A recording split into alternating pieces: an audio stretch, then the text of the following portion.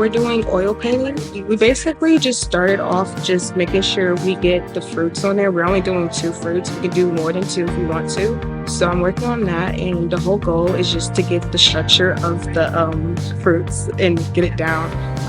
Definitely contrast and just being able to get that lighting and the structure with still life.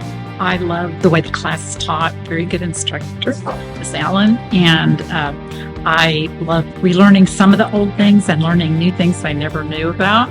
One of the things I really like about the CTC program is the students. I really love the student diversity here, and that I have students coming from all different age groups and all different backgrounds. We do a whole color wheel project, and we talk a lot about using color to create depth and using complementary colors, put up the work and look at the work together, talk about it.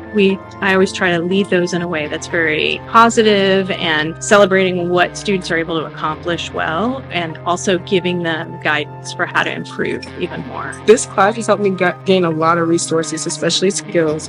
It can give you plenty insight, and that's a really good thing.